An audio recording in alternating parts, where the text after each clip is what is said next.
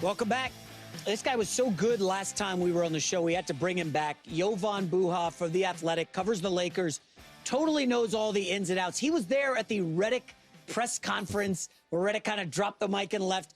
I was asking him during the commercial break, so how heavy is Luka? And he's like, well, you can't ask a guy his weight. I know. But all right, Jovan. So disappointing end of the Lakers season. Yeah. Not a lot of people saw it coming. I'm curious, after that Game 5 loss, just another depressing close one, did the Lakers really address what the hell happened in the final 4 minutes of the last 3 games? Like, they could not close out any of those. No, they didn't. I think J.J. Redick's comments yesterday at the exit interview of them needing to get into championship shape were telling, and I think there was an element of that. I believe they were outscored 127-85 in the 5 fourth quarters in this series. So an average of about 8 points per game in the fourth quarter. Even the game they won, they only scored. It was actually their worst fourth quarter. They scored 13 points and let Minnesota back into it. And, like, there were several moments in that game where if Minnesota just hits a three, a wide open three, they had a lot of them, they win that game or potentially push it into, like, a one possession game. So they just ran out of gas in all 5 fourth quarters. And we saw, especially in Game 4, backs against the wall, facing a 3-1 series deficit. J.J. Redick goes with 5 guys down the stretch, and it was like, I think they just kind of ran out of guys. So here's my thing. Like, let's say, I think they led by 10 or something like that in the third, heading into the fourth of that game. This idea that, like, hey, we could do Gabe Vincent and steal 2 minutes, like, that's just not realistic, is it? Like, what are 2 minutes going to do for a breather for LeBron or Luka? Do you think Redick botched it? I don't. I think it's semi-defensible. Now, whenever you do something that no one has done in NBA history and you lose, then you get the backlash. But they were 30 seconds away. Remember, Luka gets tripped by Jaden McDaniels. And we could debate whether that was actually a trip or not. It was a trip. The NBA ruled that it was a trip. It was a mistake. It was the only incorrect call on the NBA's last 2-minute report for that game. So if Luka gets tripped, the Lakers don't lose that timeout. They don't turn the ball over on the next possession. He goes to the free throw line for 2 free throws. They're down 1. He makes at least 1. I think he probably makes both. Now they're up 1, 30 seconds left. They just need to get a stop to even the series at 2-2. So that was a sliding doors moment for that series. But, yeah, I mean, obviously did not go like down the stretch of that one. They had several just Game 5 also. Yeah. Minnesota went 7 for 47 from 3. It was the worst three-point percentage in a win in playoff history. Really? The Lakers still couldn't win that game, so... So does that lend credence to the point that, hey, JJ messed up and they should have rested their guys? Or is it like, hey, man, if they put in Vanderbilt for 5 minutes, the lead's going to not only evaporate, they're going to be trailing anyway? Yeah, I think he probably should have found a spot to get a breather for some of those guys. Now, if they played 20 minutes or 21 minutes each, I don't think we're talking about this. We're just saying he played his guys heavy minutes. And that typically happened. Like Tom Thibodeau is known for playing his guys heavy minutes. It's just he did it and it didn't work. So now we're talking about it. We're looking at it. Also, he's coaching the Lakers where there's just an extra level of scrutiny. Now, he did try to go to Gabe Vincent late in the third quarter. That's something that kind of doesn't get talked about. Was Gabe was at the scorer's table. Then there was no dead ball for a while. So with like a minute left, he was like, all right, just go back to the bench. Let's close it out. Yeah. But I think you could have done something where Gabe's in there for like 4 or 5 minutes. You're rotating Luka and LeBron and Austin, maybe getting them each like 1 to 2 minutes of rest. But I don't know if that ultimately was the difference. We don't want to get too nitty gritty, but with Conley off the floor, who's Gabe Vincent guarding? He can't stay in front of Ant. He can't guard Jaden McDaniels or Randall killed him. So how much of this is, hey, the Lakers were hot in the regular season with Luka and LeBron. They killed some bad teams. And we got just too excited. Meanwhile, they couldn't execute down the stretch because how many times did Dorian Finney-Smith, LeBron, and Luka share the floor during the season? Like, it couldn't have been that many minutes, right? So the pushback I'll have with this is just that I think the Lakers, that there was some legitimacy, like second best home record in the West. That matters, right? Second best record against the conference, both only behind OKC in terms of home record and conference record. So, like, they had plenty of big wins. They beat OKC. Remember that doubleheader in OKC? They blew them out the first time, and they were up when Luka got ejected, which that was also rescinded. Remember the tech got rescinded. He shouldn't have been ejected. So they have a couple of these losses here where, like, something happens with Luka that's a little controversial and it goes against them. But they also they beat Houston down the stretch. They beat Memphis. They beat Dallas in the Luka return game. So, like, there were some kernels there of them having some statement wins down the stretch They earned the number 3 seed. They won 50 games. So, like, while I think it's easy now in retrospect to pick at some of the weaknesses, like, they did have a successful regular season. It just, I think they ran into a team that had all the things that they didn't have in terms of size, athleticism, and depth, and they lost in 5. So a lot of people are making jokes now. Hey, LeBron's going to take Luka's passport. Cannot go overseas. Got to stay here, be healthy. Send him to a fat farm, all these jokes. Listen, I don't want to go overboard.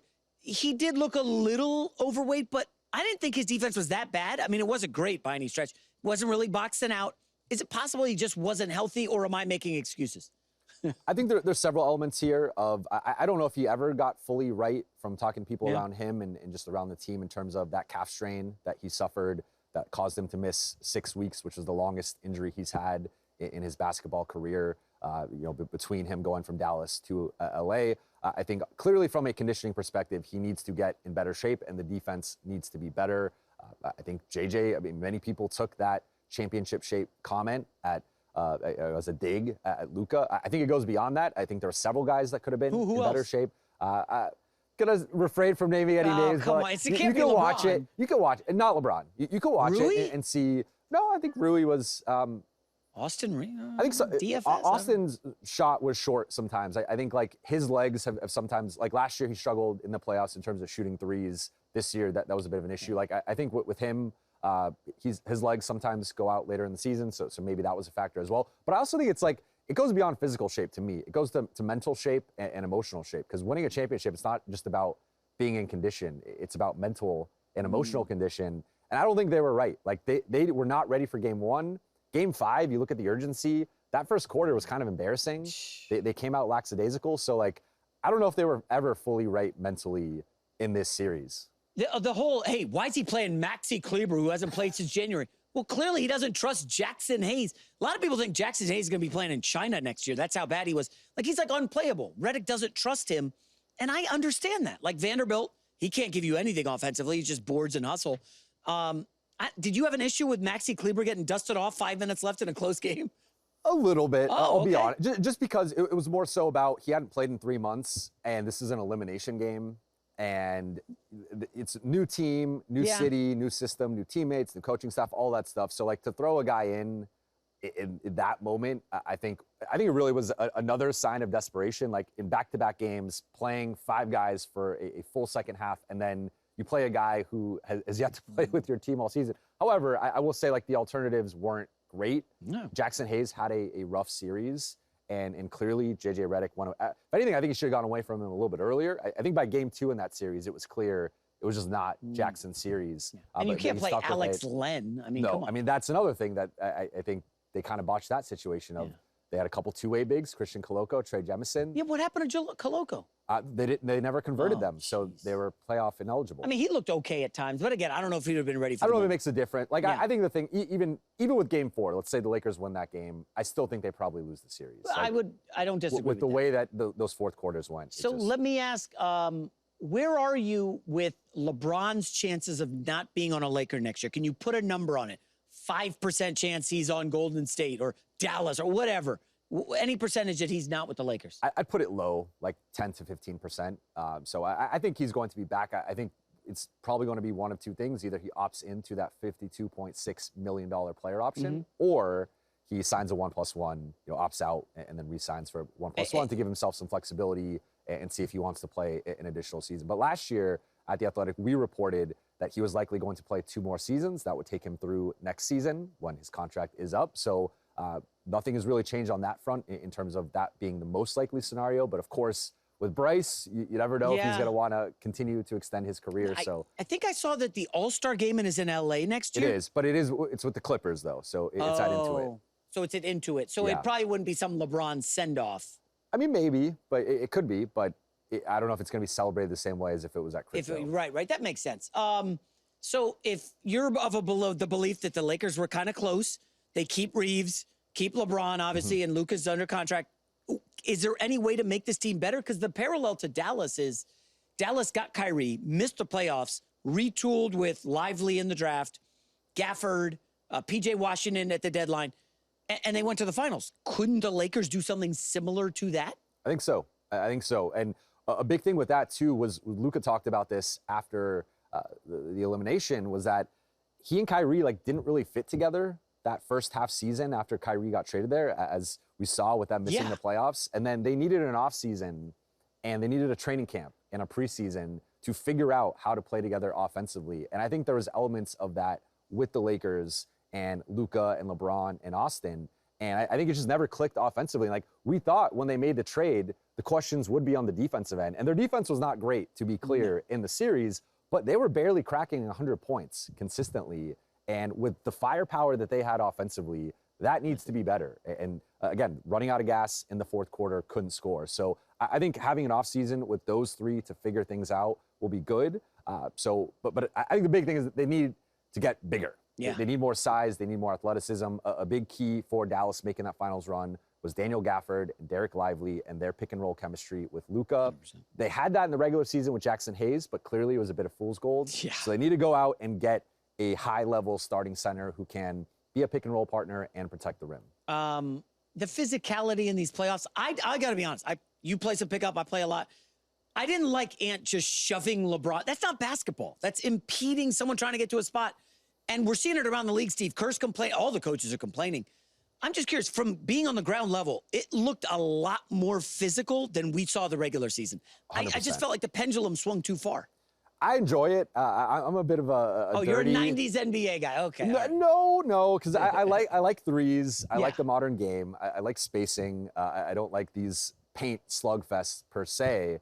But I think there has been, I think they're starting to find a bit of a balance. And maybe it has swung too much in the physicality direction, but I think people complain during the regular season that there's not enough of that. So maybe they still have to swing it back a little bit to find that sweet spot. But you give me spacing and three-point shooting and modern concepts on both sides of the ball with the physicality and the toughness of the 80s and 90s. I think that's like the sweet spot for the modern game. I don't know how much you're able to watch of the other series, but like Steph Curry is getting bodied by Thompson, Brooks, he's on the floor. He's got this big thing on his hand. They're actually not calling when you release. They're touching his hand every time. And they're not really calling that. And Kerr's really irate. So you don't mind the physicality? I don't. Like, within reason, right? So I think there's some, like, Luka gets his back taken out by Dante DiVincenzo. You didn't think that was dirty? I thought that was a flag. I thought that he hit him in the head first, and they were like, "Oh, shoulder." And then he checks LeBron, and we got the news right before, right as I'm driving here, that LeBron now has a grade 2 MCL sprain in his left knee from that direct hit. So, like, I agree that it can go a little, and Steph with his hand, like, it can go a little bit too far. I'm not advocating for, like, no flagrants and injuries and whatnot, but I think in general, I'd rather see more competitive physical basketball than in the regular season. It can be like the antithesis is the All-Star game, right? And the lack of defense, the lack of physicality, the lack of care. Like, I feel like this year there's been an extra emphasis with that I've really enjoyed. But don't you think that the players now are the most skilled we've ever seen in NBA history? Let them cook, let them go to work, and I feel like we're not totally letting that happen with the way. I mean, the Thompson twins, really great defenders. But, man, what they were doing to Brunson, he's on the ground every time he drives to the basket. Yeah. Every single time. Well, that, I think, is part of Brunson flopping a little bit. So he's a flopper now. Okay. I think so. Did you pay for that billboard in Detroit, mother flopper? No, I'm not a Detroit guy.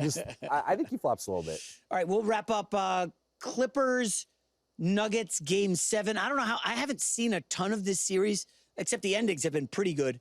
We had Ryan Hollins on earlier saying, hey, probably Kawhi. I don't know, who do you got in this one? It's tough. So my series prediction was Clippers in 6. Okay. And I think they have been the better team up to this point in the series, but I don't like betting against Nikola Jokic at home. Game 7, Nuggets championship pedigree. They did choke it last year. They did. I think 20, right? Against Minnesota, 15-point halftime. I think they led by as many as 20, 15-point halftime lead, and then they lost it at home. So I'd probably lean Nuggets like 52-48 in terms of percentage, but I think it's pretty close. Last one. Do you have a hot take for where Giannis is playing at the beginning of next season? Anything's in play. I think anything is in play. I'll say Houston if I had it. I think they have both the draft capital and the young players to get it done. Would you give up Amen Thompson in a package? Would you give up Şengün? I mean, if it really came down to Amen Thompson, I would strongly consider it, but that would be the one guy I would prioritize keeping. So Jalen Green picks? Yes. Interesting. Kevin Durant to the Lakers. Any chance that happens? Zero. I mean, 1%. There's always look, it's the Lakers. I didn't think they were going to get Luka, so there's always a chance. Yeah. But I mean, it's almost impossible to do it without giving up like LeBron. And would you give up Reeves for KD? I'd have to consider it, yeah. Oh. But I mean, the salary, it doesn't work. Match. Yeah, they would have to throw in like Rui and whatever. Like KD's a better player, but obviously with the contract and seems to never be happy anywhere. And oh, wow. All right, Jovan got spicy at the end. Good stuff. Covers the Lakers for The Athletic. Great stuff as usual.